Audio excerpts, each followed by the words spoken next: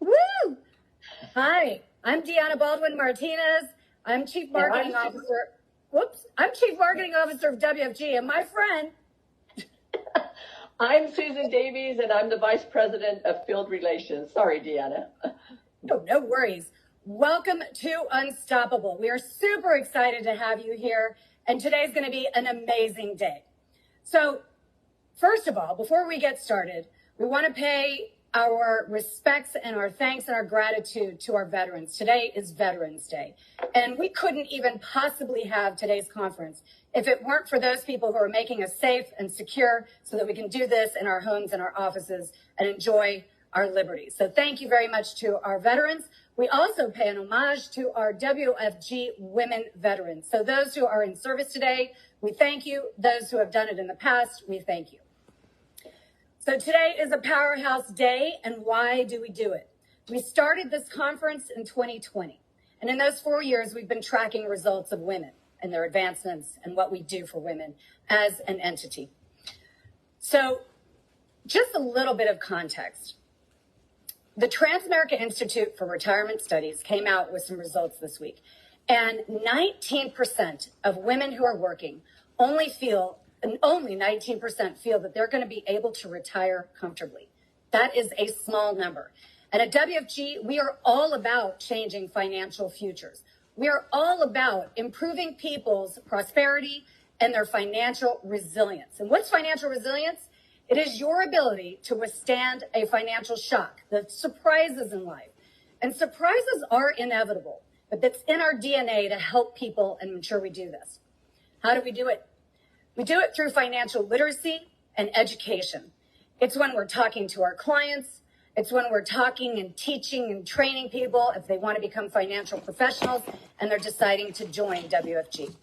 And it's there that we empower women and we empower men. And that is very liberating, because when you don't feel anxiety anymore about your financial situation, then you can see it as an opportunity. And what we intend to do today is to showcase the how-tos to change and ignite a spark of a dream into a reality. So let's show you some of that reality in our results today. All right. So every year, we started this last year, we do a study called the Financial IQ Study. And we ask 3 financial literacy questions. Look at the results here. In the general consumer market, and by the way, it's a third party that does this study.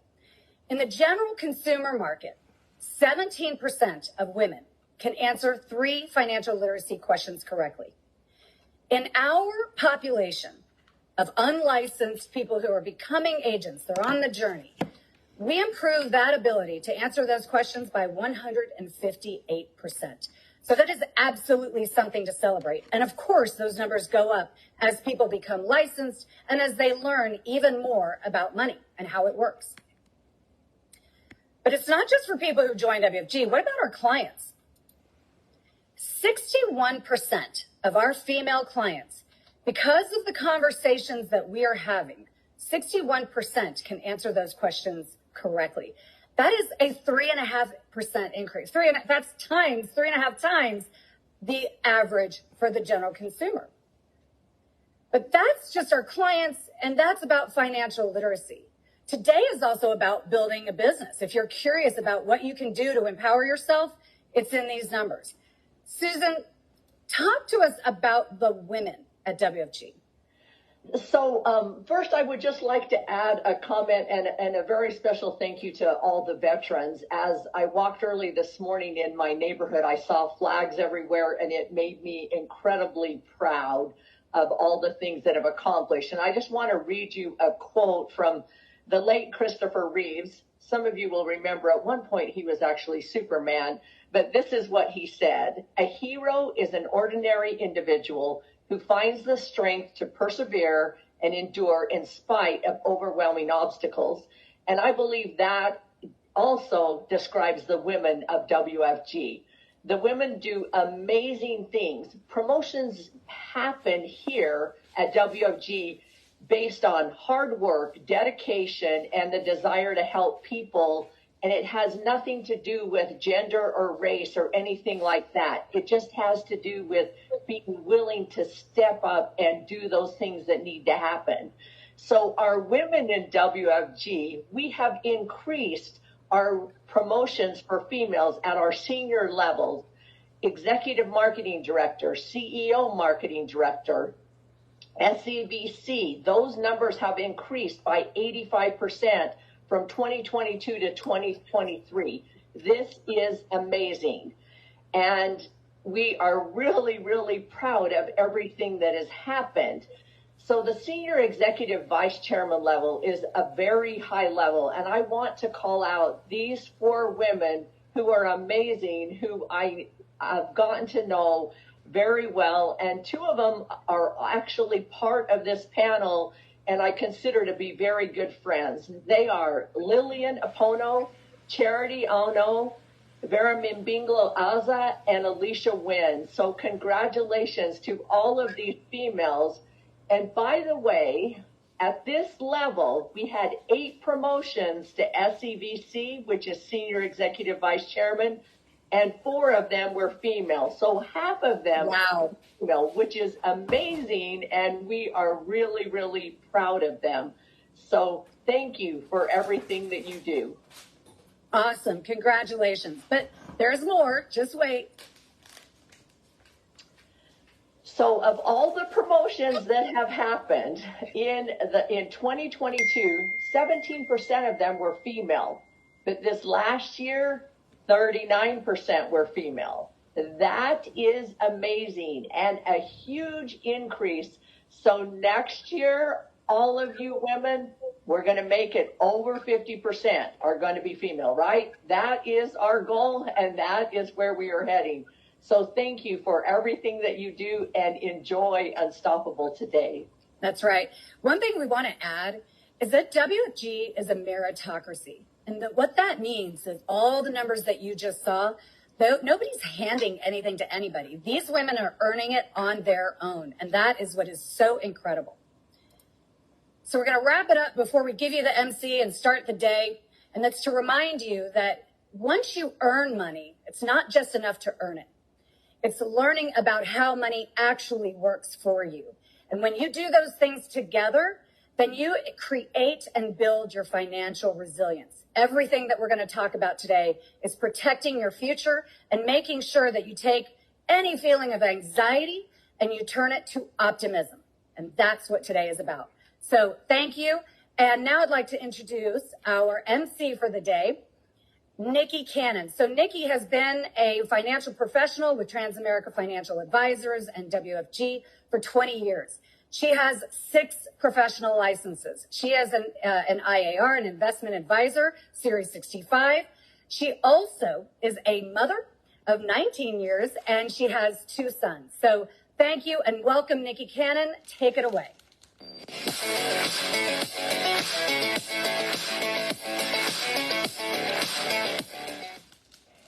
Thank you, Deanna. You made my day. Thank you for those wonderful compliments. I also want to give a huge thank you to Susan Davies and Deanna Baldwin for all that you do at our home office, the support that you ladies provide behind the scenes to the field, and helping to bring the vision for today's incredible event. To all of you on with us today, welcome to WFG, which stands for World Financial Group. And I would especially like to welcome those of you who are guests and visiting us for the very first time. Thank you for joining us this morning. Today is going to be epic. I'm looking at the numbers right now. We've had over 17,000 people registered for this event and growing. So take a moment right now, send out the link to your friends, your family, your neighbors, your coworkers, agents. Say, hey, today is an opportunity for you to potentially change your life. Jump onto the link. Let me tell you a little bit more about WFG this morning.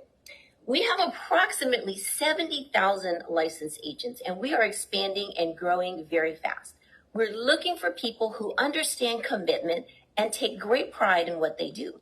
We now have over 75 languages represented here at WFG. And like Deanna said, over 50% of our agent population is female. Now that's as diverse a company as they come. WFG takes pride in being a trailblazer when it comes to empowering women in the insurance and the financial industry. Our broker-dealer has had the distinction of having more female representatives than any other independent broker-dealer 7 years in a row straight, which is just incredible.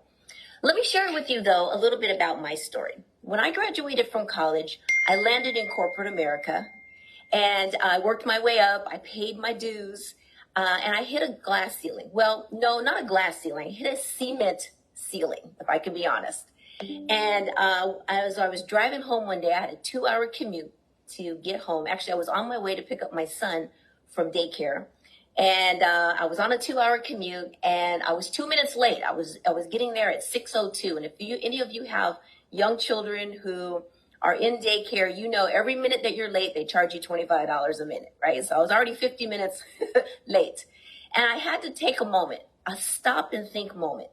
What I want you to do today is I want you to take a stop and think moment. And I really had to stop and think to myself, what do I want and why do I want it?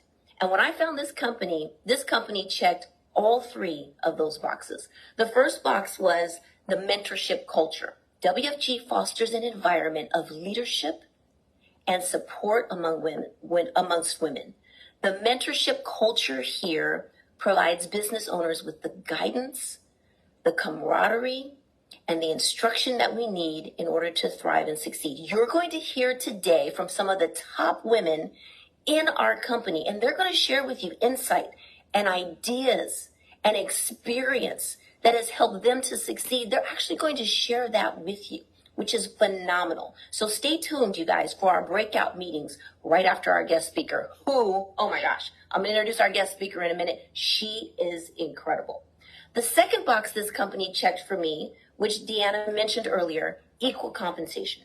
Our compensation is performance-based, regardless of factors like age or gender or background or ethnic group. Women can earn as much as men here. It is a level playing field, which was phenomenal. And the third box this company checked for me was lifestyle flexibility. Now I had an opportunity to schedule my entire day around my family, the people who were most important to me. My husband of 21 years, we have 2 boys. We spend an inordinate amount of time raising our children, traveling the world, and I can even work at home on Zoom, which has been phenomenal. So we actually believe also that our gender diversity at our company benefits everyone, not just agents, but also our clients. And so by supporting different styles of entrepreneurship, we're literally able to build complementary financial plans for our clients to help them to retire successfully and to plan financially successfully. And more women are leading households financially and making more and more financial decisions. So what we share with our families is extremely important. Everyone wants to learn how to make money, how to save money, how to invest money, how to grow your money, protect your money, and pass money on to the next generation.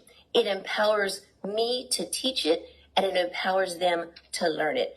I absolutely love what it is that I do. So if you're an aspiring entrepreneur, this is a real opportunity for you to come to a company where success literally knows no boundaries. Now, speaking of success, our hosts today, our 6 female hosts today, are 6 of the most powerful, dynamic, successful, yet humble and generous entrepreneurs I've ever met. They are the epitome of having your cake and eating it too. And you're going to get an opportunity to hear from them right after our guest speaker. But first, let me introduce our guest speaker today. She's actually going to be interviewed by one of our very own Senior Executive Vice Chairman, Jamie Villalobos. Now, Jamie also has accomplished balance in all different areas of her life. She's even written a book called Happy and Strong, which is a testament to what our business provides on a balanced scale. Now, Jamie's going to be interviewing the great Melanie Robbins. Now, Melanie Robbins is known as the queen of personal development. She's literally one of the top-rated podcasts in the world. She has 3 best-selling books, including The 5-Second Rule and The High Five Habit. And she is going to speak to us today. You know what I love about Mel Robbins? She's genuine. She's authentic. She's not talking at you. She's actually working with you because she will tell you herself, she has lived it. She knows what it means to face adversity, to face rejection, to overcome fear, right? To overcome rejection. And she has proven and scientific ways to help individuals to go on their personal development journey to become the best version of yourselves. I'm so excited for you to hear from Mel Robbins today. Ladies and gentlemen, our guest speaker, Melanie Robbins. Can you feel it? I'm alive again. Take back the power. Breathe it in your skin. If you change your decisions, you will change everything. Mel Robbins is the host of one of the top-ranked podcasts in the world. Her books on finding motivation and success have sold millions of copies. One of the most trusted experts in the world on confidence. She's written 3 best-selling books. New York Times best-selling author and host of the Mel Robbins podcast. Life coach and motivational speaker. The most widely booked and followed podcast host. And a dear friend who we are so proud of all you have built and done, Mel, since you were our buddy here at CNN. The queen of grounded, science-backed personal development. Her videos have been viewed more than 1 billion times. Your podcast on Audible, right? With everything from Mel Robbins. I saw Mel Robbins. I love her so much. I think she's brilliant. She's the real deal, guys. I'm speaking about the one and only Mel Robbins. Mel Robbins. Mel Robbins. There's nobody like Mel Robbins. There is nobody.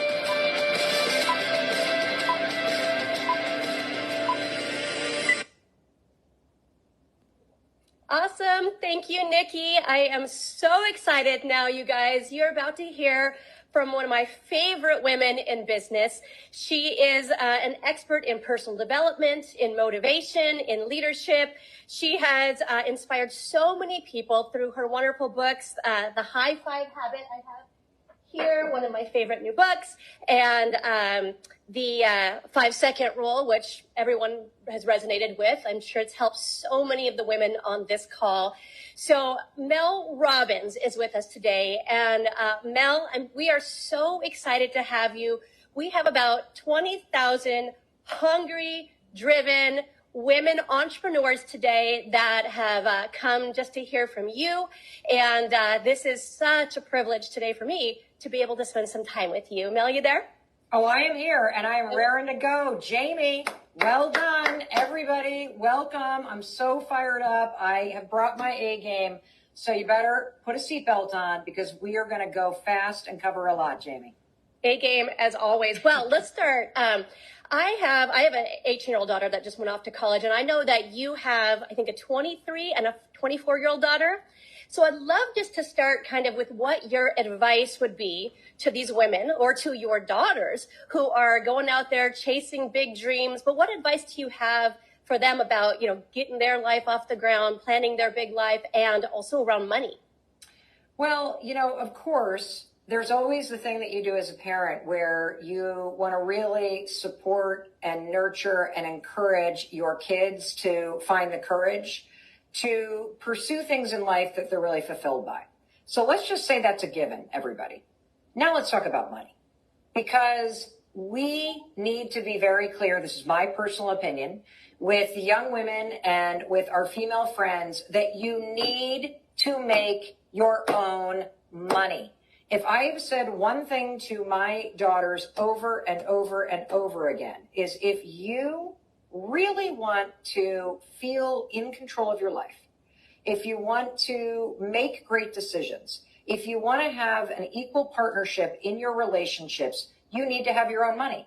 And one of the reasons why is because that when you have your own money and you understand money, you don't have to be some massive financial wizard. You do not have to work in the stock market. You don't even have to be somebody that is necessarily like feeling like, okay, I can tell all these other people about it. You just have to work for what you want in life. And when it comes to that message to my daughters, I have just said over and over and over again, do not get yourself in a situation where you cannot afford to pay for yourself.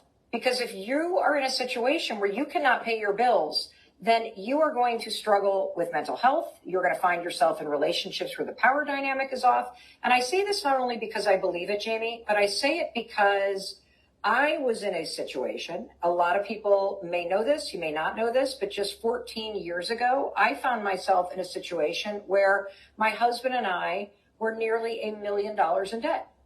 There were liens on our house. We were about to lose everything. And I'll tell you something, the amount of stress that you feel when you cannot pay your bills, it is so crushing. And for women in particular, I've seen it over and over and over again. And I'm going to talk about the negative part first, Jamie. How many times have you seen a friend who gets in a relationship, they're married, they support their partner, a divorce comes, and all of a sudden they are feeling completely powerless and they get screwed over? Why? Because they didn't have their own money. They didn't feel powerful around money. And they felt like their partner handled the money. And I think it's one of the biggest mistakes that women can make. We live in a moment in history where that is not something that you have to accept in your life. And I personally believe that you will find a tremendous level of control, contentment, and power in your life when you realize, hey, if I want something, I should be willing to work for it. If I want to be in control of my life, I need to be able to pay my bills. If I want to feel safe and inspired as I look out to the future, I need to get smart about money. And so, in a nutshell, Jamie, that's what I've said to our two daughters, which is probably why they have anxiety about money, right? Because I've been like, I'm not paying your bills. You got to pay your own bills. I love that you're teaching them that. 100% agree with you. I love how you touched on one of your big failures. And we talked about this before. And I think a lot of the women, I know a lot of these women that are listening can relate to you so much because you started off with a career pursuing a career as an attorney and then shifted gears because it wasn't your true passion and you wanted something of your own that you could have, you could call the shots and build the life that you want. And I love that about you. But you also mentioned to me, a big failure that happened. So I wanted to ask, in just your opinion, what are the key principles for building resilience and bouncing back from big failures or setbacks? Jamie, it's a great question. And I have this opinion that if you think about resilience or you think about strength or you think about courage, right? It's like steel. And steel is forged in the fire of your life. And that is true about the skills of resilience and courage and the ability to get up in the middle of a mess in your life or in your health or in your relationships or in your finances. I had all of them going on at once 14 years ago. I've had a lot of things negative happen since then. But if you can get up in the middle of a storm and you can say to yourself, I don't like what's happening. This isn't fun. In fact, this really blows and it's painful and it's breaking my heart. And I can't even believe that I'm able to get out of bed and put one foot in front of myself. But if you can get out of bed on those days and you can put one foot in front of yourself and you can say to yourself over and over and over again, this moment is preparing me for something that is coming, that it hasn't happened yet. And it doesn't take away the pain or the overwhelming nature of what you may be facing in your life. But what happens when you start to say to yourself, this moment, I don't like it, I don't want it, I didn't deserve it, but this moment is preparing me for something in the future that hasn't happened yet. And I got to believe that that is true, that there is a lesson in this. There is some sort of skill. There is some sort of foundational aspect to this, the fire of my life that is building strength. And even though I hate that I'm going through this, I will be at a future moment, and I will be able to turn back and look backwards at this moment right here that blows, that I don't know if I'm going to get through. And I'm going to know why this happened. And I'm going to say to myself, that happened because it is serving me in this moment right now in the future. And we know that this is true. So I want you to think about, you're here watching this with me. And because you're here and you're taking the time, and because you are part of this extraordinary organization, and because you have taken on a business of your own, I know something about you. I know that you're committed to your own financial success. I know you're committed to improving your life. I know you're committed to serving others. And you're taking the time right now to spend with us because you are investing in yourself. And so I already know you are a certain type of person, and it's the kind of person that I love, the kind of person that's waking up every day and you're trying a little bit harder. And when you get knocked down, you get back up, and you got big dreams and you're chipping away at it and you're asking for help. So full stop, I love you. And knowing that you are that kind of person, I want you to consider something. I want you to sit here with me right now, and I want you to think back to some of the hardest moments in your life. And I'm going to share one. So a couple years ago, I had this moment where I figured out that somebody that I deeply trusted had taken my email database that I had painstakingly been working to build. It was a database of about 700,000 email addresses. And under my nose had basically stolen it, I guess sold it, was presenting fake data in meetings for months and months and months. And when I figured that out and the person exited stage left and disappeared, I thought, I just felt like the stupidest person on the planet. Like, how could this have happened? Why did I trust this person? Here I go again. And in that moment, let me tell you something. I didn't want that to be happening. I felt like a complete imbecile that was happening. I felt completely betrayed. It brought up all kinds of old trauma of other betrayals. It was in my business. And I'll tell you, sitting here right now in this moment, when I look back 3 years ago to that incident and being on my knees crying and sobbing on the phone, I think a lot of you know my friend Ed Millette, calling Ed Millette, being like, hey, babe, believe this happened. I can sit here today and say, thank God that happened. Thank God that happened. Because I now know from where I sit that if that breakdown of that size did not happen, and if there was not a sledgehammer that smashed me in half in my head, I would not have woken up, I would not have leveled up, and I would not have taken responsibility for not only being a CEO, but learning the things about my business that I had put off to somebody else.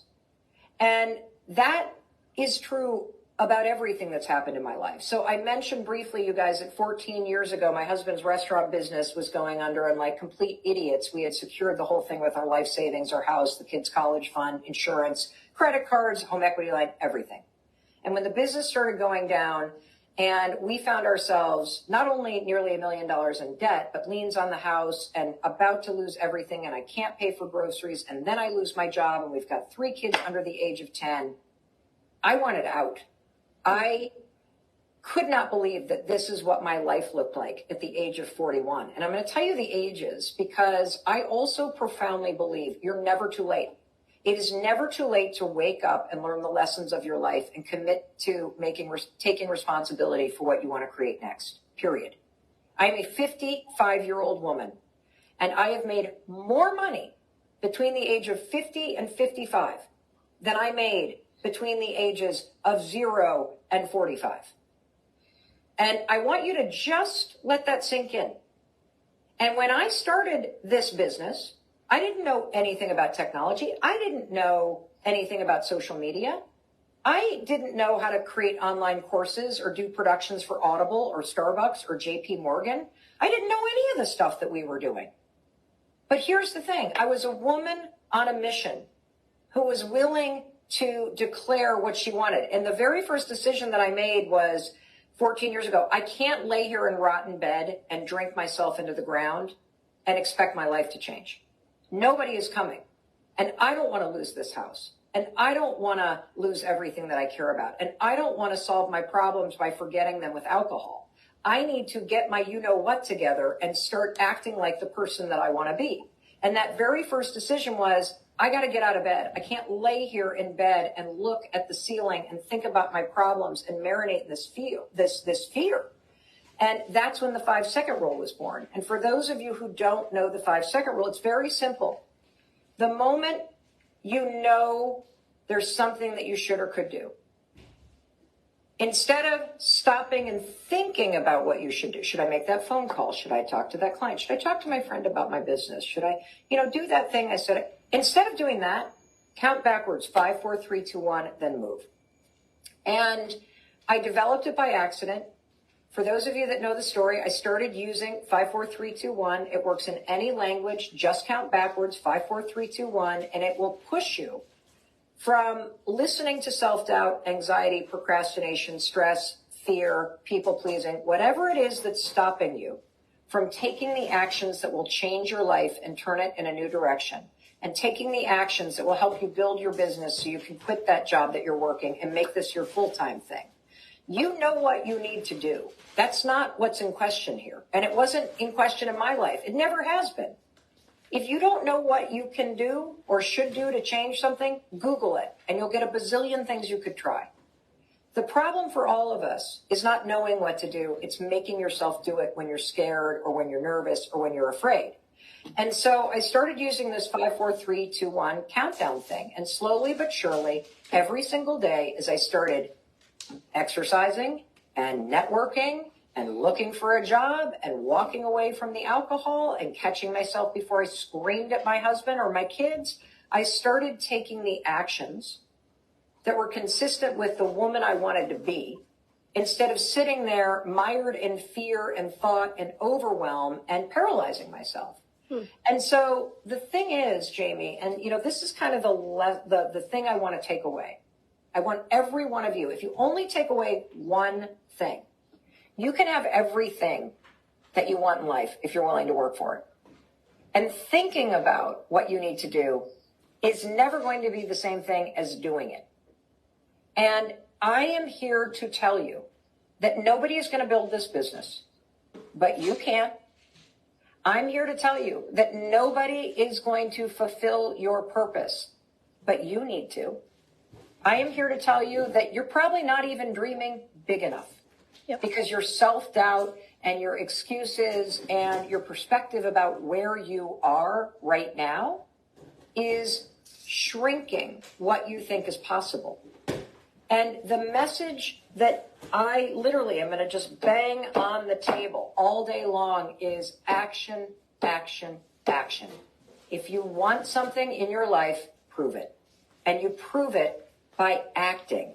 And, one other thing about this, because again, my timeline here, 41 years old, $1 million in debt, unemployed, drinking way too much, screaming at my husband, no idea how we're going to get out of this mess. Now I'm 55 years old, and I have built this massive media business, one action at a time, and being willing to put myself in situations where I have never done it before, but I'm willing to try, where I don't know anything about the e-course learning platform, blah-bitty. I'm willing to try. And if you have that kind of attitude, I'm willing to work for what I want. I'm willing to feel this fear and the self-doubt. I'm willing to be worried about what my friends think, and I'm still going to do it. 5, 4, 3, 2, 1. I'm just going to keep on chipping away at it. I'm going to tell you something.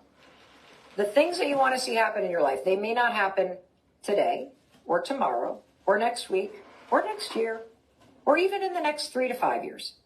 But if you are willing to put your head down and keep chipping away at the things that you want to create in your life, I promise you, one of these days you are going to look up and you're going to go, oh my God, I not only did it, this is way more amazing than I ever thought it would be. And that is the secret.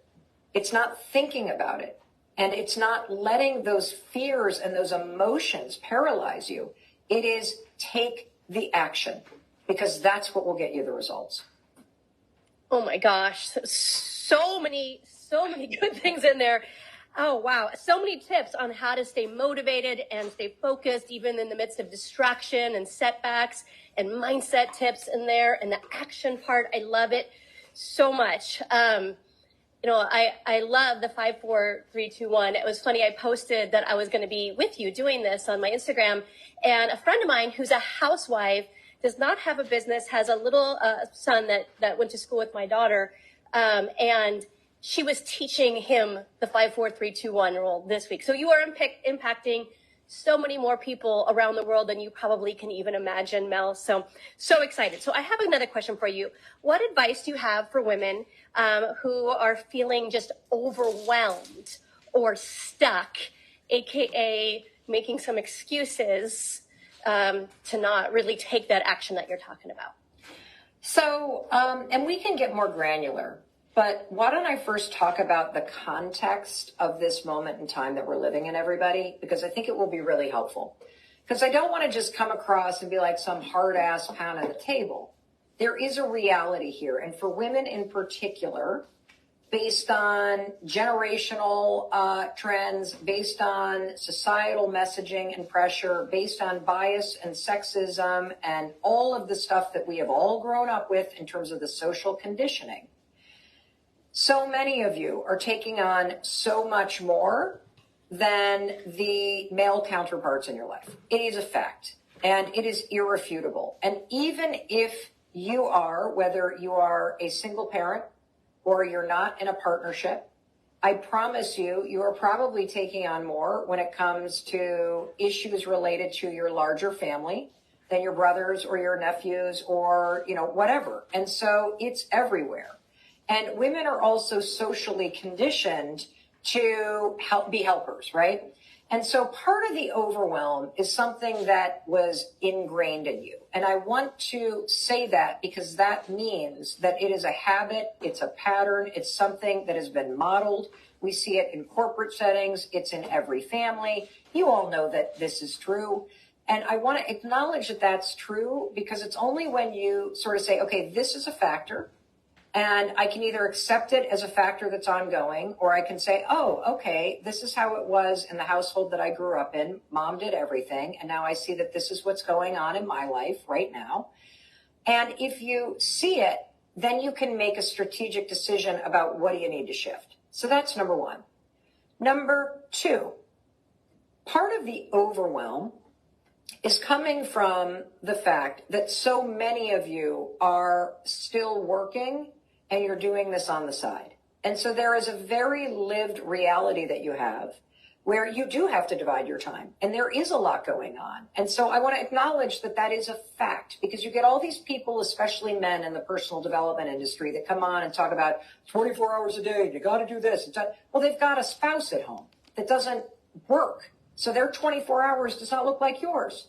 And depending upon where you live in the world and what your current situation is, your 24 hours may not look like the same as mine because I have a staff of 35 people and I have different levels of support that I've put in place. So do not get sucked into that everybody's got the same 24 hours.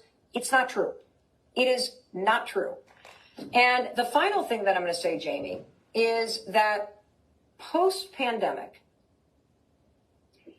every human being, in my opinion, and this comes not just from a guest, but it comes from being the most booked speaker on the corporate circuit during the pandemic, doing virtual trainings for every top Fortune 100 company in the world in every single category, nonstop during the last 3 years of the pandemic. What happened when we all collectively went through this massive moment of change is that your nervous system flipped into a fight, flight, or freeze, sympathetic alarm response. And I'm willing to bet that the majority of you watching me right now are still living in this state where your nervous system is sort of in this low grade on edgeness. And part of the hangover from the pandemic is that if you work for somebody else and you're doing hybrid, there is no boundary between your work life and your home life. And psychologists actually have a name for this, everybody. It's called the gray zone. They have noticed that people that are working hybrid, we think we have all this flexibility. You're actually working more hours because you're never not working. So for those of you that sit at home and you got your laptop on your lap while you're watching Netflix, and that's supposed to be your downtime, have you noticed that it takes you the entire episode to get one email off? But if you were to get up off the couch and go into the kitchen and send the email, it would take you 1 minute because you want to get back to the couch. This gray zone of always being available for work, always being tied to your computer. These are foundational problems, and it's creating a sense of overwhelm because you're never turning off and everything is so blended together. And so I say those three factors because as a woman, and as a woman that's running a massive company with 12 million followers every single day online and navigating 72 pieces of editorial content that we put out and running all the aspects of the business, I get overwhelmed. I get it having a family with 3 kids. I get it having 2 dogs. I get it having I understand what you're talking about. And so I want to validate your experience. And I also want to validate it because I want you to get more strategic. The answer to the problem of overwhelm is to take your brain and your nervous system back. Okay? And let me explain what I mean by that. So, if everything is important, nothing is. If everything is important, nothing is. And we got into a zone of living and thinking during the pandemic that was very reactive because there was so much change. You had to. This is why you were on Zoom or Microsoft Team calls all day long. And then you had no time to get work done. And it's why it's been really hard to reach people about WFG and talk to them about the opportunity of this because they're on Zoom calls all day too, and they're exhausted. And so it is time for you to take your brain back and to take your time back.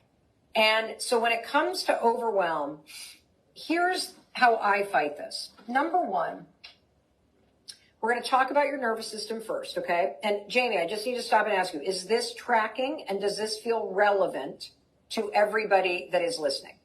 100%. I'm loving it. Okay, taking good. a ton of notes myself. Okay, good. So here's the thing, everybody. I want you to learn how to settle yourself in your body, and this is critical for your brain.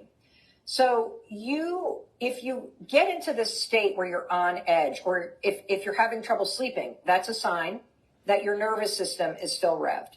If you wake up in the morning and you lay in bed and look at your phone first, or you stare at the ceiling and you think about the overwhelming amount of things that you need to do, and then you're answering emails as you're running into the bathroom, this is a disaster because this is keeping you in this state of alarm. We're not doing this anymore.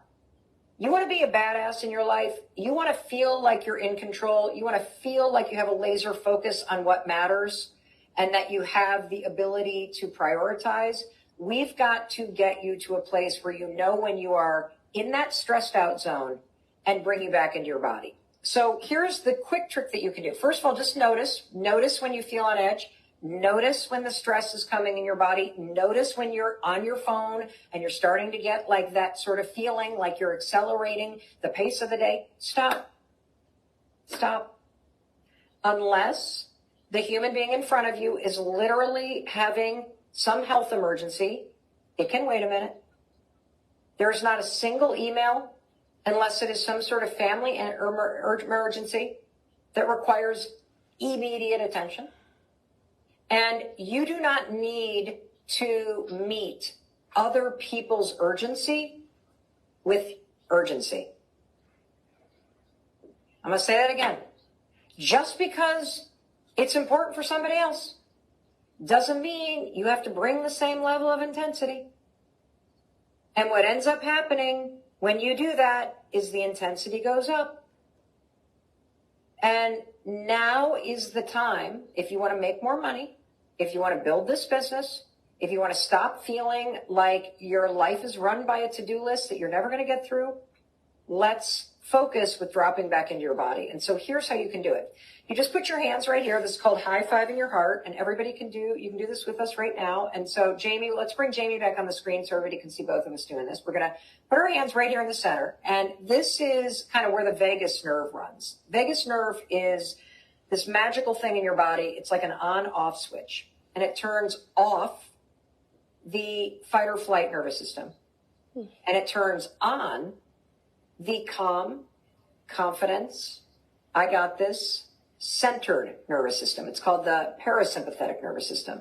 And so you can access that by simply pressing here. We're going to take a deep breath together. Here we go. Let's take one more and keep pressing in.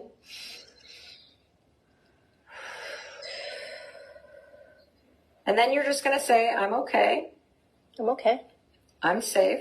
I'm safe. I'm loved. I'm loved. Another deep breath. Here we go.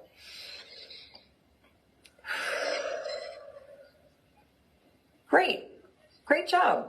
And, if you felt a little bit of a downshift, like a dropping into your body, that's exactly what I want you to feel. And look, some days it might take 37 times doing it to get you to come into your body. But the important thing, Jamie, is that when you drop back in, the reason why we want to do this as business leaders and as leaders in our life is that dropping back into your body allows this part of your brain, which is the prefrontal cortex. This is the part of the brain you need to sell. It's the part of the brain you need to prioritize, to learn new behavior. It brings this back online. The research is very clear that when you're in a state of alarm, it impacts the functioning of this part of your brain. This is one of the reasons why you may feel brain fog. You may feel like you can't quite focus. You may feel like you're just not as crisp. It has a lot to do with your nervous system. I can tell you want to say something, Jamie, so. No, it's just so good. Good for me, too. And I'm sure that everybody on this call, I hope it was recorded so that all of the women in this organization going forward will have access to this, but so valuable. And I love how so beautifully you put that we're all in this together. We're all kind of in the same boat, and we're all kind of dealing with the same things. And you went through some of your biggest failures. I think sometimes that we see women on social media living their best life, everything's so wonderful and so amazing. And then when we're going through our crap, we feel like it's just us and that we can't do it. So we have time for one last quick question before we move into the Q&A session. But, there's a lot of people out there that see, again, people making seven figures, all these wonderful women that are winning that they're going to hear from next, like Penny and Teresa and all these wonderful ladies. But what advice do you have for these women to overcome self-doubt? At whatever stage they're in, sometimes they could have the best opportunity on the planet, like our company, for example. They could have the greatest system, great mentors and coaches, but we still have this doubt maybe in ourselves. How do you overcome some of that? So it's a great question. And I know that you've heard this before, but it took me a long time to realize that somebody else's success doesn't take away from mine. That there is so much money and success and happiness in the world. And if you realize that that's abundant, that the world needs the business that you're building, that if I'm in a really happy, content place in my life right now, that in no way prevents you from doing the work to create that for yourself as an experience every day, if that's what you want. And so switching from this extremely insecure and petty mindset, which is what I used to have, scarcity up the wazoo. If I saw somebody else renovating their kitchen, you would have thought they bought the last kitchen cabinets on the planet. I was so jealous and angry, right? Everybody else's success is evidence that it is possible. We are all lights on the path when it comes to the things that we want. So the women that you see throughout this remarkable organization, think about them as lights on the path in the direction you want to go. And their success is not only evidence that you can do it too, but it is also gives you clues about the actions that they were taking that helped them get there. And so if you can recognize that in some areas of your life, maybe it's in health, maybe it's in relationships, on that path, you're the light that's ahead and you don't even realize it. And you're not even holding it bright enough, shining it for somebody else that's really struggling in that area. And so if you can look at it that way and you can think about, this is how I think about things, Jamie, anything that I want to do or I feel like jealous that somebody else is doing, or I, I'm sort of curious about, I become a student of it. Start studying the thing that you want and realize that if you're willing to be a student and you're willing to be constantly looking at it, like I'm studying this thing, like, we didn't just come out of the gate and launch a podcast and become the #1 hosted podcast by a woman in the entire world in less than a year in 194 countries by just winging it. I spent 2.5 years stalking the greats and looking at everything that they did and then making lists. And I was a student before I even stepped on the field and tried it. And so that's one thing. And the second thing that I want to share, because we just interviewed a really fabulous expert for the Mel Robbins podcast. His name is Dr. Paul Conti. And he is an expert psychiatrist, been in the psychiatric medical field for 2 decades, studied at Stanford and Harvard. And he had some really interesting advice about this exact question. Because I think it is really hard to override a negative story that you tell yourself. I'm not smart enough. It's never going to happen for me. Why does it always work out for that person? And I still have those things too. I'm competitive just like the rest of you guys. Even though I'm killing it, I look at other people in my field. I look at Jay Shetty. I'm like, damn, how's he get? And he's a friend of mine, right? And so I beat myself up. Same thing with Ed. We're constantly like battling with each other, and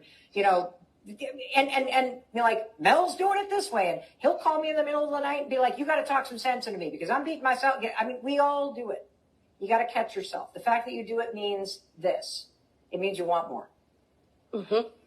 You are only feeling this kind of angst in the rooms you want to be in and around the people who are doing stuff that you want to be doing. So it's a good thing. So Dr. Conti, though, gave us this exercise that I thought was so incredible if you bother to do this. He basically said a couple things. Here's where self-doubt comes from. You ready, everybody? It basically comes from our childhood. Because when you are like 0 to 5, you have to be taken care of by the adults around you. You wouldn't survive. And yet, from a developmental standpoint, you don't quite have the language skills to describe what's happening to yourself. And you also don't have, I can't remember, attribution, I think. Oh, it's called attribution. You don't have this ability to step outside your body as a 5-year-old and do this attribution skill where you can look at the situation where mom or dad comes home. You've had these days. I've had these days. You trip over the dog. You slam something on the kitchen table. You're frustrated as heck. And you yell in a way that the kids are all like this. When you're really little, you don't have the ability to get out of your body and look at the situation and go, oh, they had a really bad day and they're really stressed out, but this has nothing to do with me. When you get rattled as a kid, you don't blame the adults, you blame yourself. It's a protection mechanism gone wrong. You go, what's wrong with me? Oh, I got to be quiet so that way mom or dad won't get mad. Oh, I got to achieve because then they're happy. And you start to develop this coping strategy where you are very actively telling yourself and talking to yourself, I can't do this, I should do this, all to manage what you think other people's reactions are going to be. So a tremendous amount of self-doubt, which I think is simply any story that you tell yourself that stops you from taking action, that stops you from speaking up. That's all that self-doubt is. Self-doubt is just you telling yourself no. That's what it is. And so he gave the listeners on the podcast this incredible exercise, and I think you should really consider doing it, where go back through your life and just write down kind of all the major milestones or changes that you can remember, all the way up till today.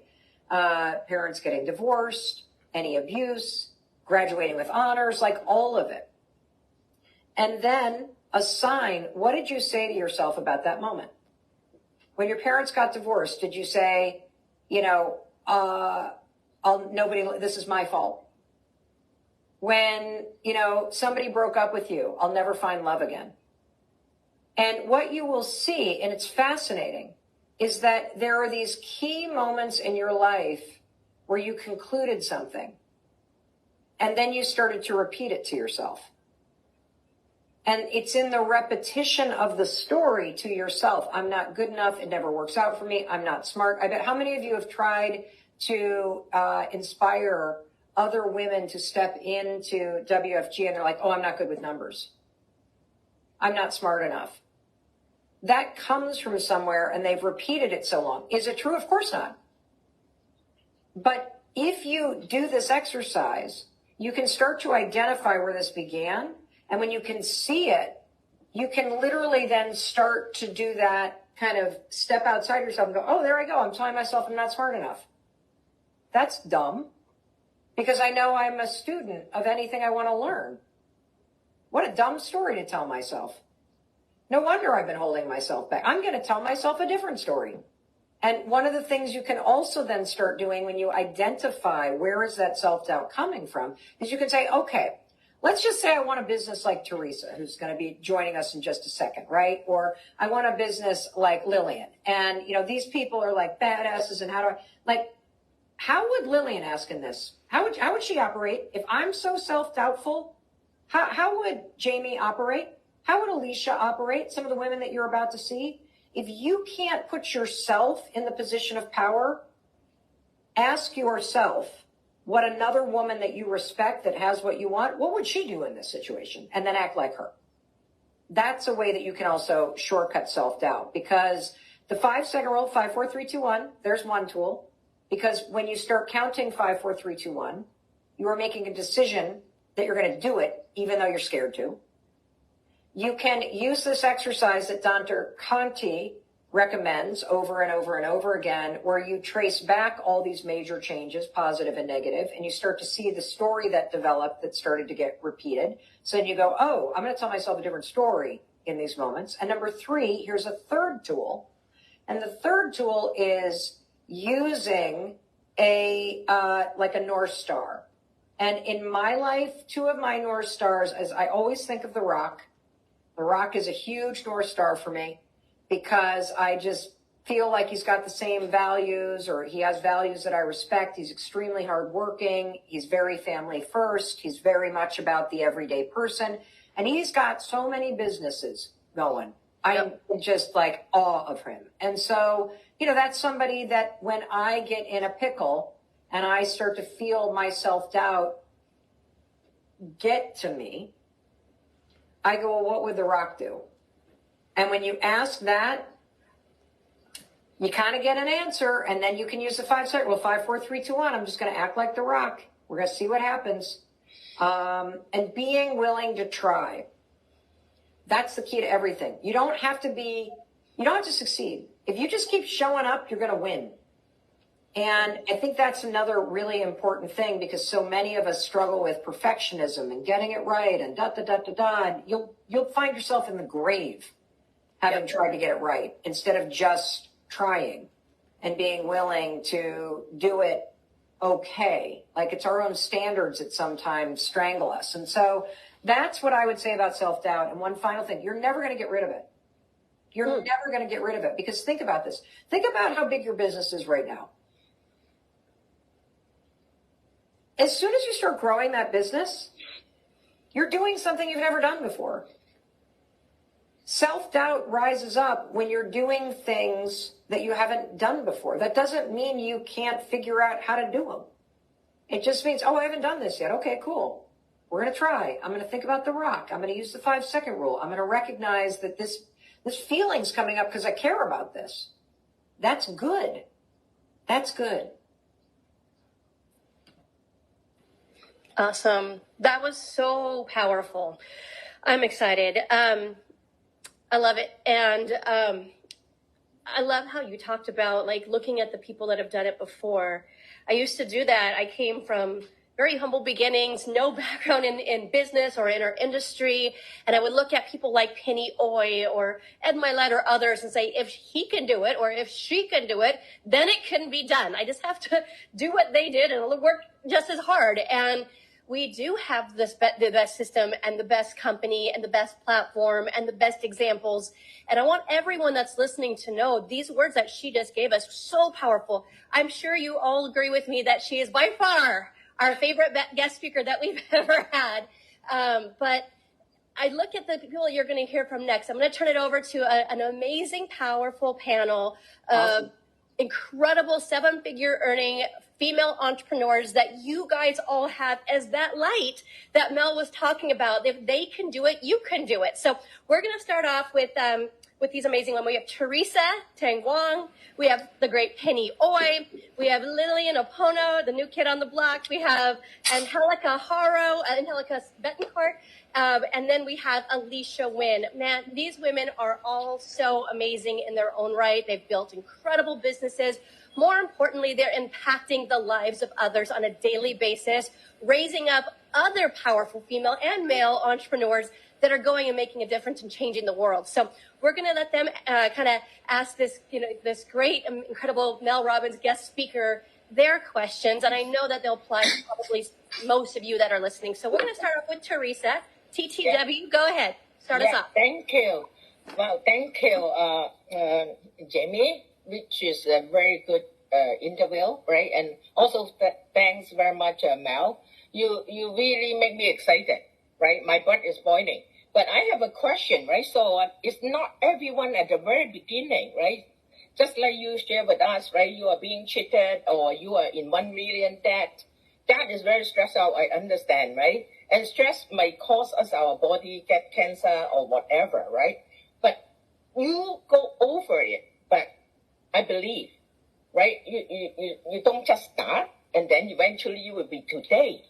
During that processing, it must be some people, they love you so much, but however they want to comfort you, to help you, but they pouring the ring to us. They don't know, right? So how are you going through that? I believe it must be something like that happen to you. So I want to make sure that I get the question right. Are you saying, how do you support yourself through a crisis like that? Or are you saying, since you're now in a position where you're a leader in the organization and you've got all these other people you're lifting up who don't feel like they can get through it, how do you as a leader support someone else? It's the latter. It's the latter. Okay. Yeah. Great question. Because this is the hardest thing about being a leader and about even just being a parent or a friend or a family member. You cannot change somebody else. You cannot do the work for them. You cannot take their pain away from them. And it is the hardest thing in the world to grasp and understand. Because when somebody comes to you, and, let's just take the scenario that a lot of you deal with as you're expanding your business. You have new people coming into the business. It's hard in the beginning. You feel very defeated. You're struggling, or you've got clients that you're working with that are struggling. The best thing that you can do is, number one, is hold out the light of hope. Be a very clear stand for what is possible. And at the same time, acknowledge what is the reality. And so when you have somebody that comes to you, whether it's in the work environment, whether it is in this business, whether it is a family member or a friend going through something very personal, number one, always validate whatever it is that they say is happening. Because when you have somebody coming to you who is talking about, but it's really hard, but this, but I don't have the time, but I'm scared what people think, but I didn't even graduate from high school. How could I possibly, like, I didn't graduate from college. How could I do, like, all the things that come up for people.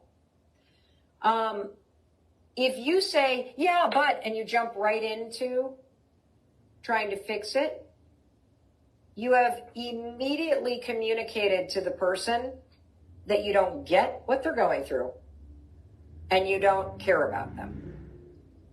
And this validation point is so important because if somebody feels, Teresa, like, oh, yeah, you're having trouble, like, paying your own bills. So of course you feel weird talking about this business to other people. I was there too. That is so normal. And how else does that, like, just validate them? Because when you feel seen, and I'm like, oh, Teresa gets this, or Teresa didn't go through this, but she has a friend that she said I could talk to who has gone through this. She gets this. Now I will listen to whatever you say. Because you did the one thing that I really wish somebody would do, which is to just hear what I'm going through. And I want everybody to steal this sentence. I don't remember who I got it from. I think it was like a child psychologist, but I use this. This is probably the sentence I use the most as a parent, as a spouse, as a friend, and absolutely in business. Here it is. As somebody's pouring into you or they're coming up with all kinds of excuses, right? And you're listening and you're nodding your head and you're like, yeah, that is really difficult. That makes a lot of sense why you'd feel intimidated. What you're going to say is this. Now, do you want me to just listen or would you like some advice? 9 times out of 10, the person's going to say, if you could listen, that's all I need. And the way that you flip something for someone, because again, remember, we can't change somebody else. You can't even really motivate them. And I'm going to explain this little secret in a second. All you can do is validate where they are and shine a light on where they could go. And then it's up to them. So when you say, do you want me to just listen or would you like some advice? They'll probably say, I'd just like to listen. And then all of a sudden they're like, well, what would you do? What you want to do is you want to, before you go into tactics and problem solving, you want to shine a light on the bigger thing. Tell me why you wanted to do this in the first place. Because if you can tap somebody into even just the, well, I wanted extra spending money. I'd like to take the kids to Disney World, or I'm tired of being paycheck to paycheck. Then if you can get them to tap back into the reason why they wanted to be in a relationship or wanted to try to be sober or wanted to build this business, now you have their attention on the most important thing when it comes to helping somebody else feel empowered to change, and that is intrinsic motivation. Intrinsic motivation is the only thing that makes a human being change. Because people only change or break through self-doubt or build the business or make the phone call when they want to. And you can't want someone's business to grow more than they do.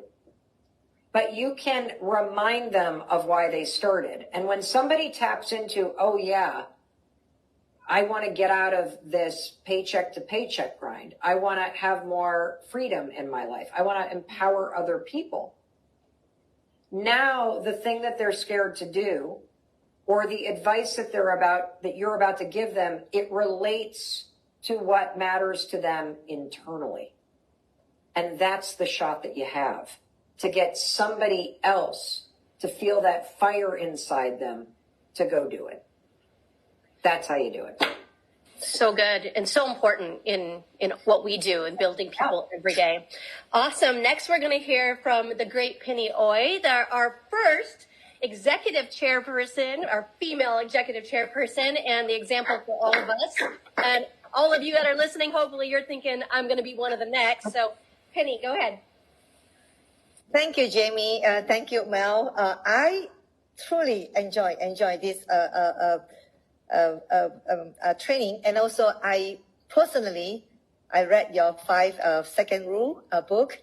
And one thing that it resonated me a lot is your authenticity. You are so real. You speak from your heart, and there's no second guess about who you are as a person. I sincerely appreciate that. And I often ask by this question, which I'm going to ask you most of the time. And then but I would love to hear what you how to answer that, right? People always ask me I'm going to ask you, how do you balance a demanding career as a very successful career woman and also an inspiration speaker with your personal life and also well-being? How do you balance that? That is an excellent question. And the answer is I don't. I don't. I have boundaries. So I don't think balance is possible. But boundaries are. And I also think this is a deeply personal question that people have to answer for themselves. And it has depended a lot on what was the intrinsic motivation, Penny, that was driving me. So when I think about the early stages in my business, my husband's restaurants are he is bottomed out. He is barely a shell of himself, struggling with depression and shame and all this stuff. And I am doing whatever I can, working 3 jobs to pay the bills. This would have been like 12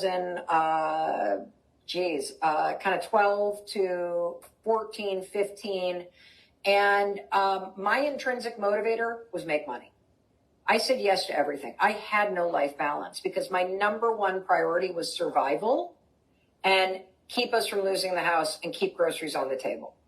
As the business started to grow, that intrinsic motivation started to become a shared thing between making a big impact as the 5 second rule was spreading and helping people like me who felt stuck and who just needed some sort of tool or hope, some way out of the hole they had either dug in for themselves or they had fallen into. So it was the impact I was making, and then it was also pay my bills, pay my bills, pay my bills. I mean, the liens were on my house until probably, 6-7 years ago. This was not some fairy tale where all of a sudden I write one book and every problem solved. That's not the way that it worked for me. And so as I became more and more successful and I paid off our debt and I started saving tons of money, things started to shift because I, from that perspective, felt sad because I had missed my daughter's entire high school career. Missed it. Missed the sports game.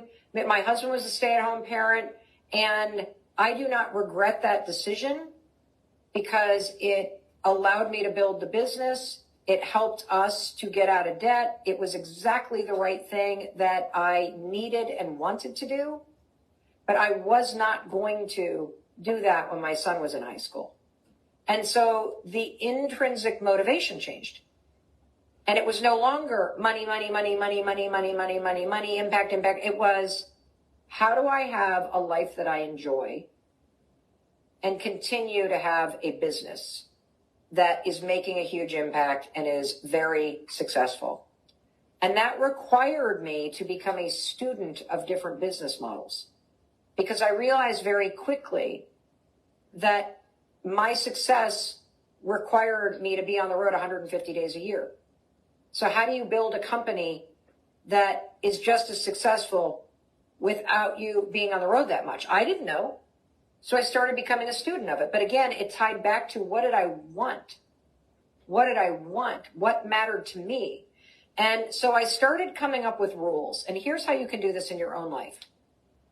Think about your business and your job if you're working as well. And think about your personal life. And I want you to identify what are all the areas in your life and your work that create friction in your body. You dread it. You resent it.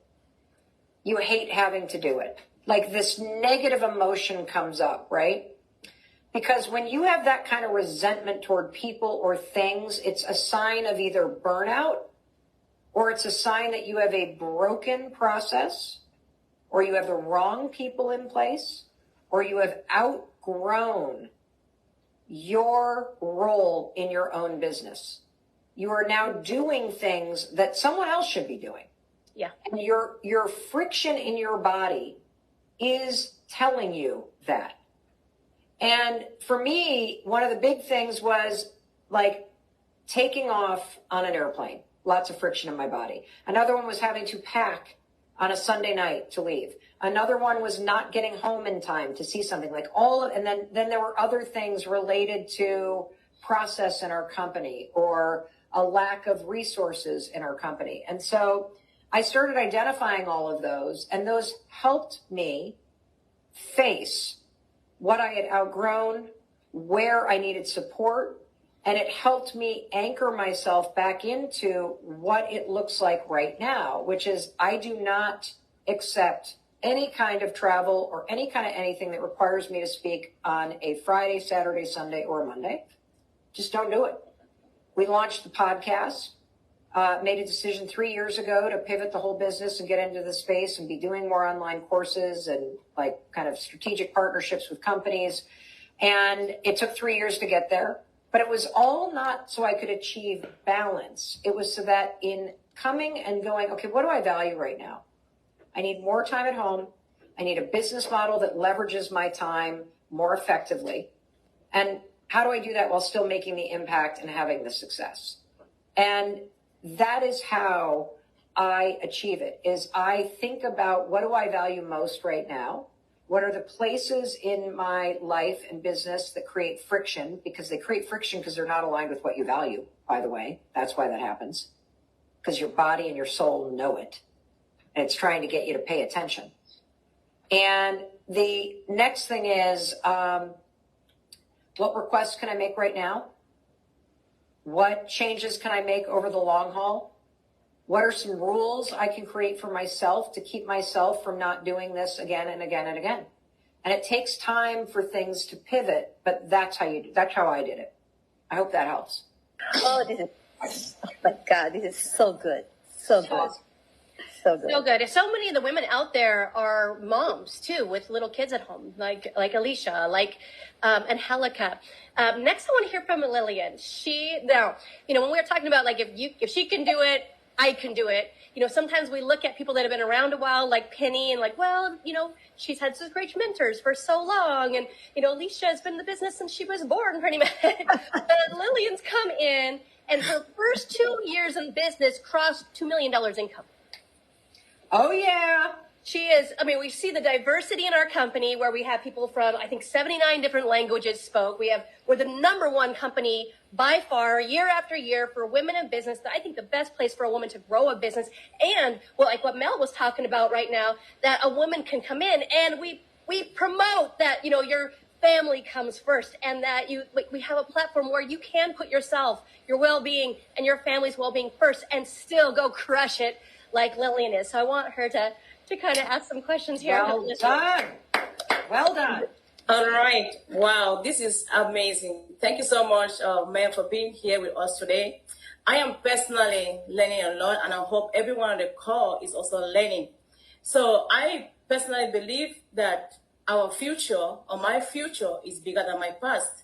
So my question to you too is, what do you say to women who are stuck in their past and unable to look forward to make a change so they can live a life that belongs to them?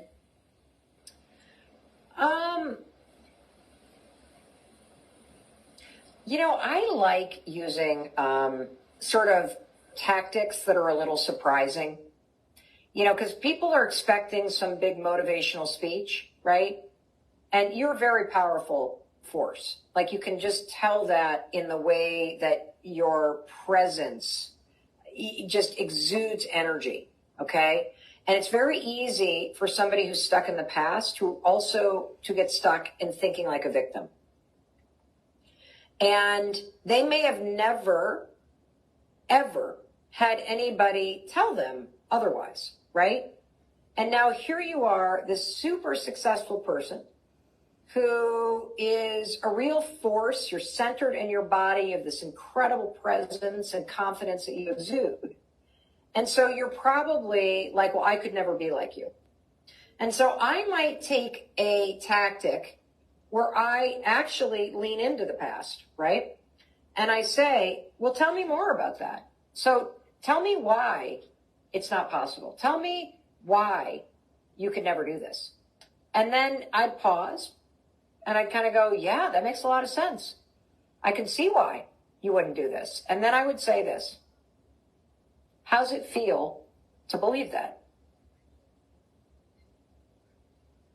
Is this working for you?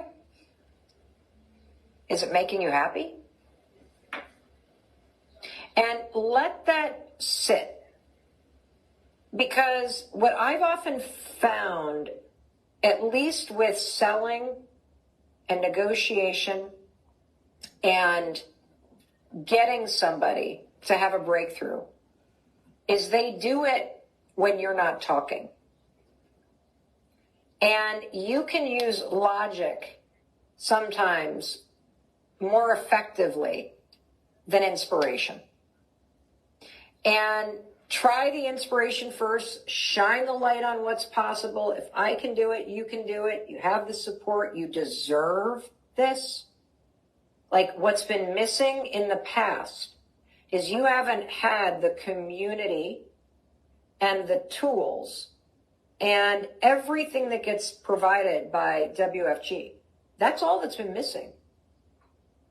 It's the difference between trying to train to run a marathon on your own versus joining a group of women that are all doing it together. It's night and day. Of course you didn't do it on your own, especially after all the shit you just told me that somebody made you think about yourself. That makes a lot of sense. But I have a question. Is staying where you are making you happy? Are you satisfied with what your life feels like? And let them just sit with themselves. Because here's the other thing I'm going to tell you, Lillian. It takes a lot of your effort to convince somebody to do something that they don't want to do.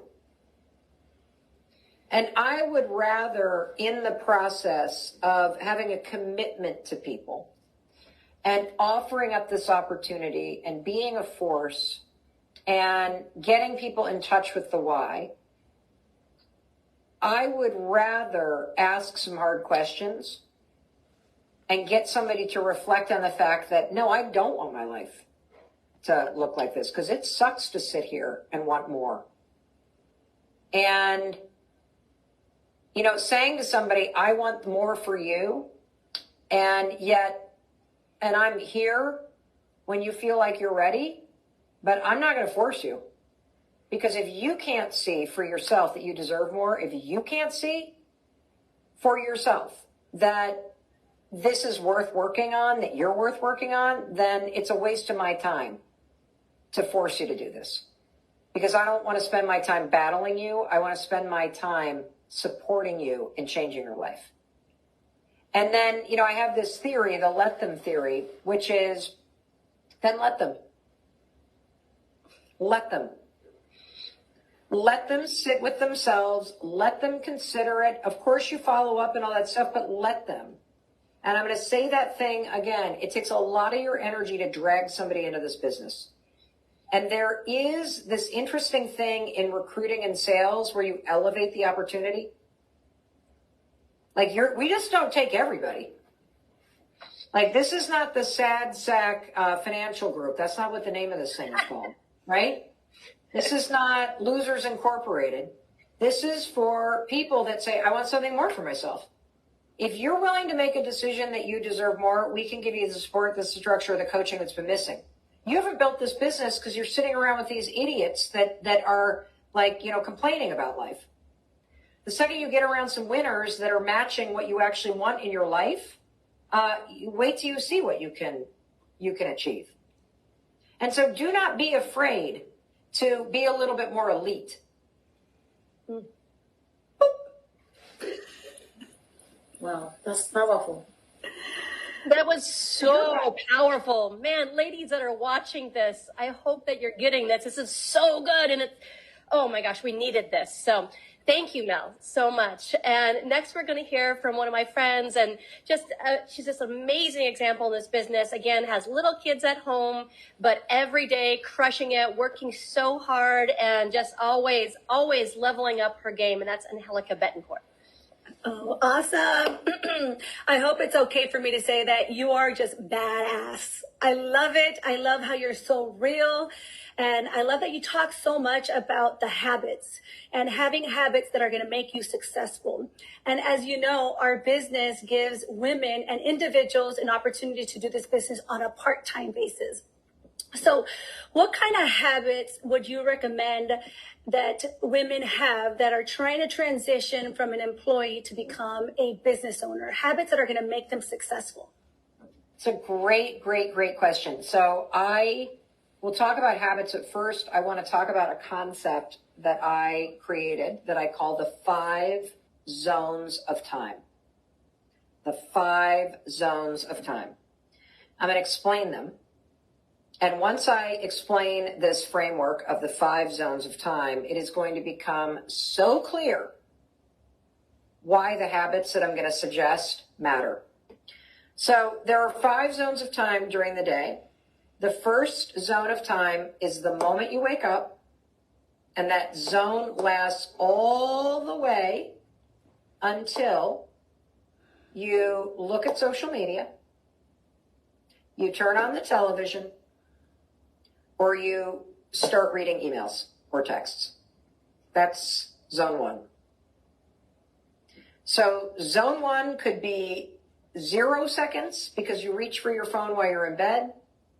It could be 5 minutes because you roll out of bed, go to the bathroom, brush your teeth, and then look at social media.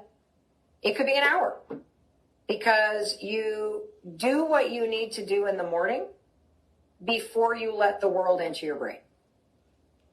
Zone 2 begins the second that you look at your phone. Zone 2 is when you are turning your attention to the outside world.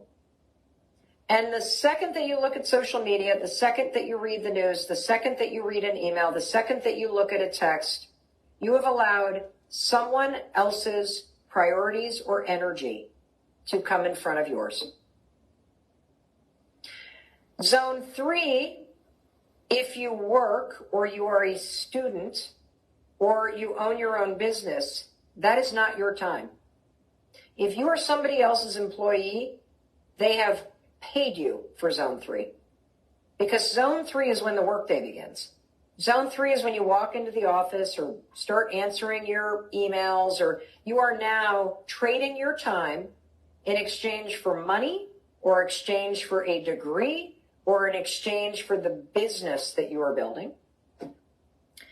Zone 4 is that sort of time period that hits usually most of us around 3 o'clock, if we're being honest. You kind of start winding down your stamina on the day around 3 o'clock. You might still be there in person. You might still be futzing around with your business. You might still be flipping through your books, but your attention has dwindled. This is what I call the life admin zone. This is where you are also commuting back home or cooking dinner or dealing with kids or kind of going through it's all that stuff. And then zone 5 is when you turn off the TV at night and you start to wind down your day in preparation for the next day. And every single 24 hours, this resets. And here's the good and bad news. There is only 2 zones of time that actually matter. And it's zone 1 and zone 5. Your life, your work, emergencies, the news cycle, it fills the other 2 zones. It owns them. That's it. Owns it. If you want to build a rock solid business and you also want to make changes that align your life with your values and your boundaries, pay attention to zone 1. This is where the magic is. And I'm going to tell you a few habits that make a difference in my life. Number one, do not sleep with your phone. You can use it as an alarm, but put it in a different room. If you have children that are not near you or a job where you need to be on call, just turn the ringer on. You know, I have a daughter who's traveling solo through Asia right now. She's 24 years old on a backpacking trip for 4 months. If there's an emergency, I want to be able to hear the WhatsApp call ringing. And what's interesting is she'll like send me photos all night long and text me. If that thing is next to my bed, it's going off, but she won't call because it's not an emergency. And so what happens when you don't sleep with your phone is you are setting yourself up to not look at it. When the alarm rings, I roll out of bed, I make my bed, I go into the bathroom, I drink a cup of water, I high-five the mirror, and then I get outside, I get bright light into my eyes, I take a 10-minute walk as a minimum in order to get moving and I haven't looked at social media. I have not. The stuff that you see me posting on my stories is after the first 10 minutes. And then I get back inside, and this is the most important piece. I do something called the Hot 15. The Hot 15 is 15 minutes that you take every day to make a little bit of progress on your business or on a personal project. That's it. Do you want to know what I did with my Hot 15 this morning? I ordered flower bulbs because it is the end of October. And if I don't get these damn things in the ground in the next 2 weeks, I am not going to have spring flowers here. And so that is a project. That's an example of something that's eating away at me and I can't find the time. And today that's what I did. For 2.5 years, as I was a student in the podcast space, that Hot 15, 90% of the time was in either listening to a podcast episode, reading an article about something, looking at equipment. Just 15 minutes is all you need. And then you can look at your phone. And zone 2 begins. And if you were to get real serious as a habit about what are the string of habits that begin your day before you look at your zone or phone while you're in zone 1, it would change your entire life. You don't realize that right now you are giving zone 1 and all your attention and your energy to things outside of you. Stop it. Zone 5 is also really important because sleep is critical to your success. Sleep, and one of the most important functions of sleep when we talk about it in the context of business, sleep is where your brain is able to take everything that you did today, process it, and store it into your mind so that it becomes part of your memories and part of your working knowledge. Critical for your health, critical for your hormone balance, and not prioritizing it is a massive mistake when it comes to your business.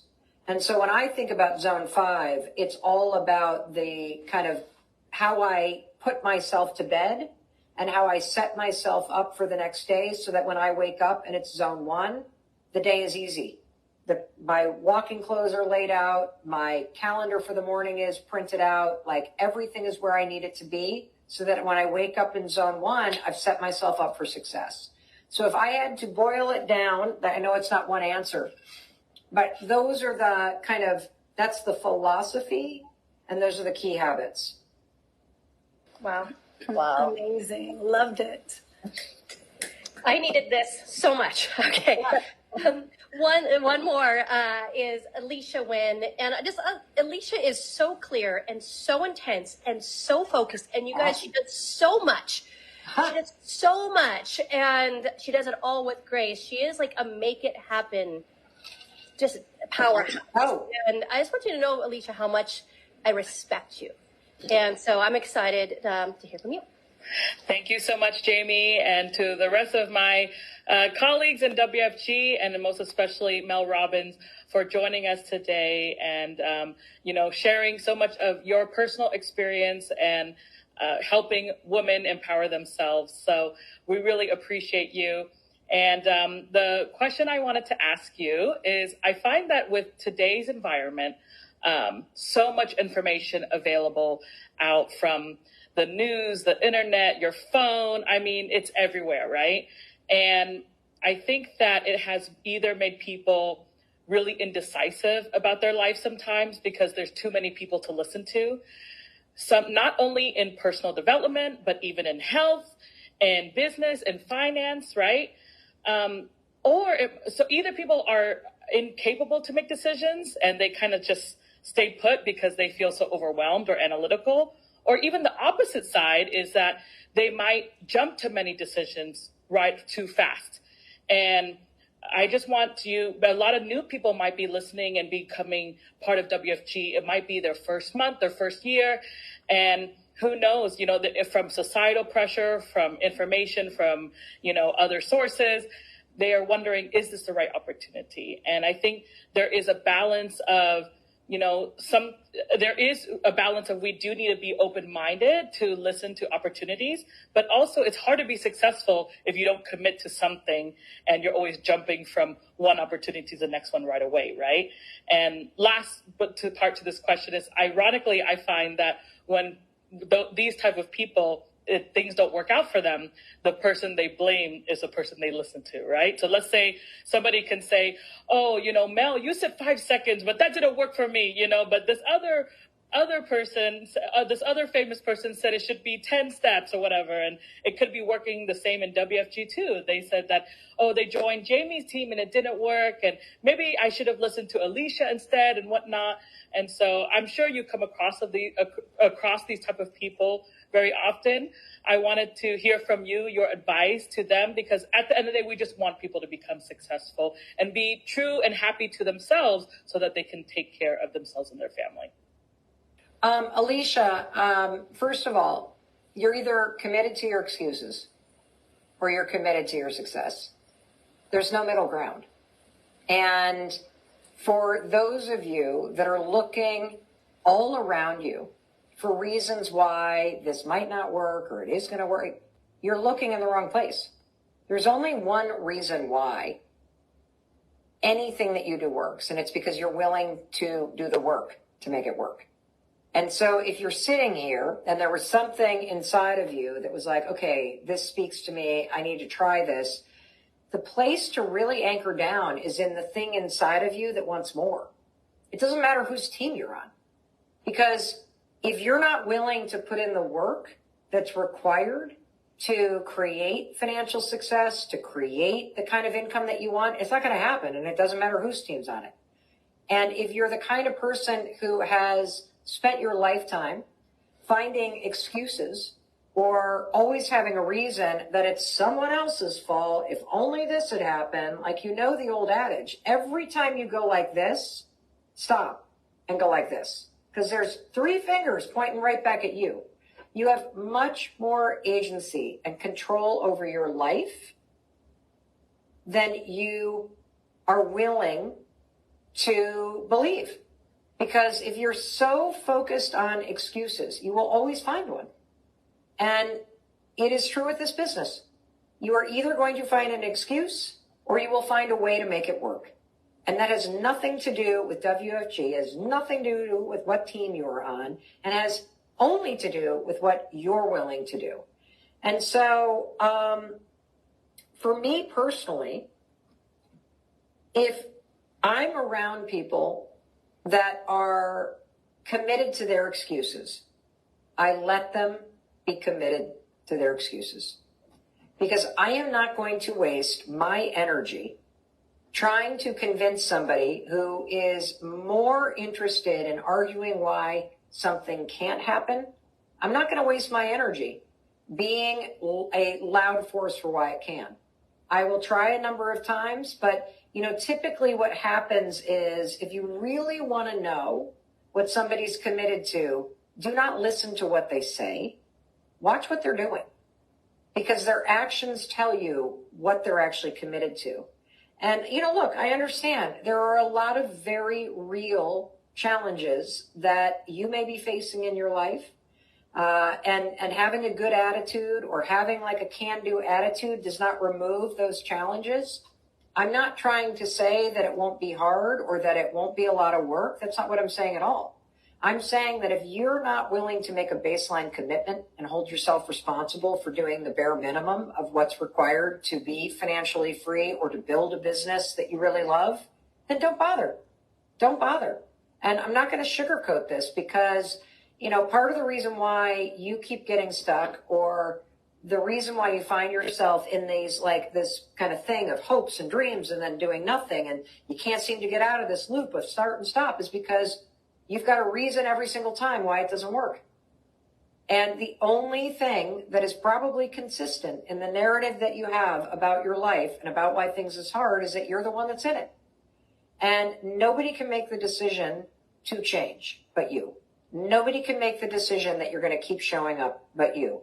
There's so much support. There is so many people here cheering for your success, but if you're committed to seeing excuses, you'll find them.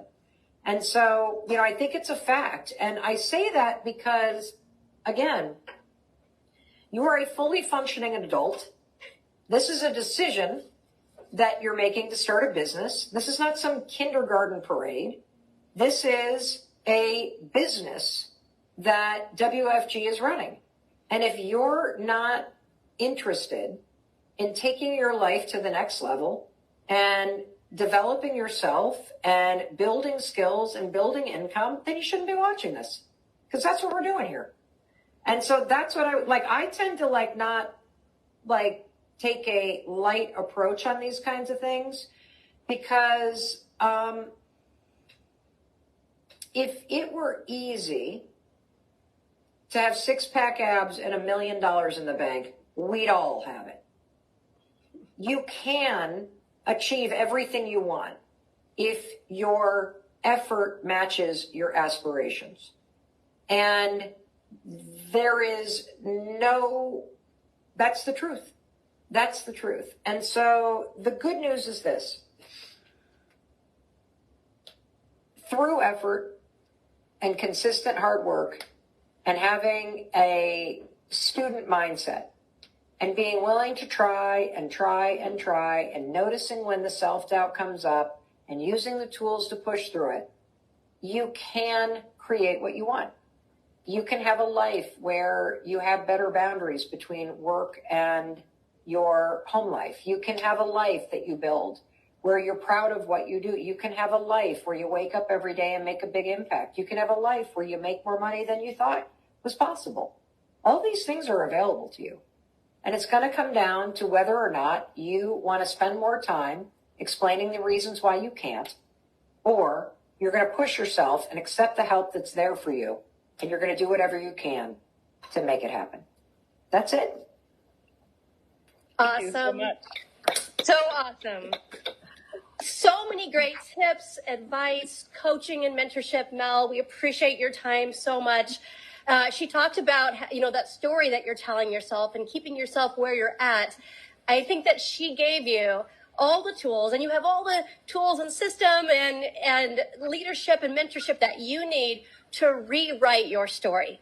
Rewrite a compelling story of your future and to build the life of your dreams here. So again, Mel, thank you for your time. Thank you for just being with us today. I know I was touched. I can't wait to rewatch this again. And really, the most important thing that she said, to take action on all of it. So appreciate your time. Now we're going to transition a little bit here just to these awesome female leaders, and we're going to bring Nikki back in and have an internal conversation that I know will benefit all of you guys that are watching. Awesome.